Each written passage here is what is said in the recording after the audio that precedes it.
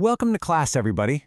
Today's explainer is going to tackle something that will absolutely level up your English and make it sound so much more natural. We are mastering dynamic and stative verbs. If you have literally ever second-guessed whether you should say I think or I am thinking, you are in exactly the right place. Let's dive right in and master these everyday English verbs together. Real quick before we get to the rules, I'm your teacher for today, coming to you from the American English Academy. Our whole goal here is to make learning English super intuitive and, honestly, fun. So if you want to keep improving and stay in the loop with all of our everyday English lessons, be sure to hit that subscribe button for the American English Academy channel. We've got so much great stuff planned for you. All right, here's our game plan for today. 1. Dynamic verbs in action. 2. Stative verbs covering thoughts and feelings. 3. Senses, possession, and measurement. And 4. A quick knowledge check to wrap it all up. So, let's kick things off with Part 1, Dynamic Verbs in Action.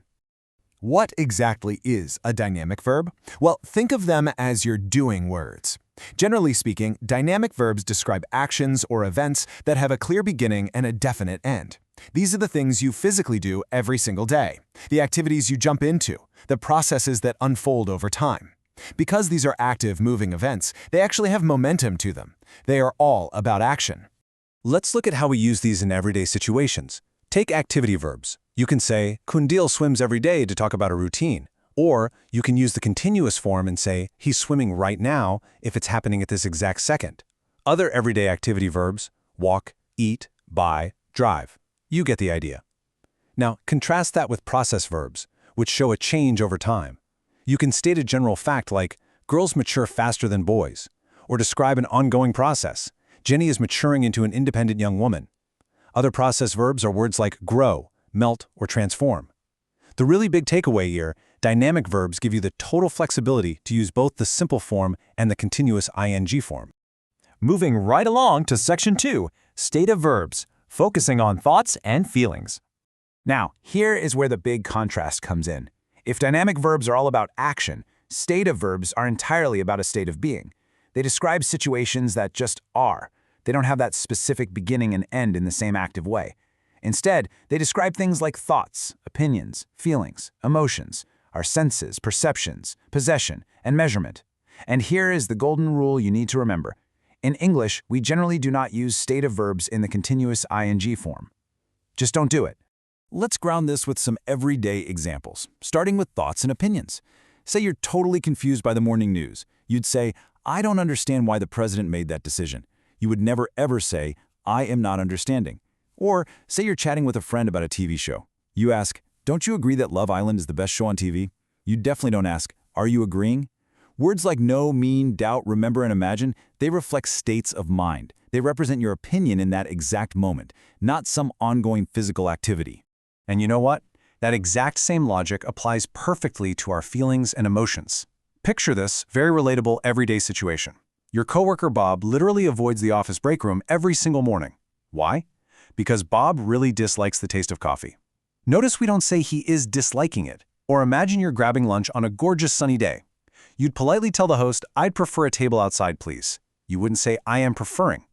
Whether you hate, love, wish, want, or adore something, these are deep-seated states of feeling. So we stick to the simple form. All right, on to Section 3, Senses, Possession, and Measurement. Let's round out the rest of our stative verbs. First up, senses and perceptions. If your friend is absolutely glowing today, you might ask someone, does Samantha seem happier than usual? Or you check your banking app and think, whoa, there appears to be more money in my account. Verbs like seem, appear, feel, and hear describe how we perceive the world around us. Next, we have possession. If someone tries to swipe your favorite notebook, you're going to confidently say, hey, that book belongs to me. You use belong, possess, own, or have to indicate a steady state of ownership. And finally, measurement. Talking about a newborn baby, you say, the baby weighed 8 pounds. You definitely wouldn't say the baby was weighing 8 pounds. Verbs like weigh, measure, and hold describe fixed states. Okay, Section 4, time for a quick check. Let's see what you've learned. Let's test this out with a quick, everyday scenario. You're at a party, sharing your very first impression of someone. Here's the sentence. I don't know Eleanor well, but she seems or is seeming nice. Take a quick second. Which one is it? The answer is seems. Fantastic job if you nailed that one. And why is that? Because seem is a stative verb related to our senses and perceptions. It's describing an impression, a state of being, so we do not use the ing continuous form. Let's try another one. This one's grounded in the super familiar routine of making breakfast. You're giving your friend some cooking advice. Butter melts or is melting quickly when you heat it in a pan. What are you thinking for this one? The correct choice is melts. Now I know what you're thinking. Melt is a dynamic verb. It's a physical process. But because we're talking about a general fact, a scientific truth about how butter behaves every time you heat it, we use the simple present tense. It's something that happens in general.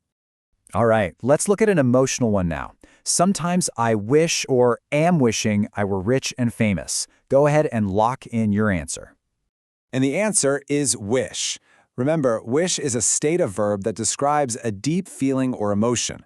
Even though what you want might change from day to day, the actual act of wishing is a state of mind, so we stick to the simple form. Okay, last one. Pay super close attention to the time marker at the end of this sentence. The programmers change or are changing the computer code right now. The answer here is are changing. Change is a dynamic process verb, and because the sentence specifically points out that the action is happening right now, in this exact literal moment, we absolutely use the present continuous ing form.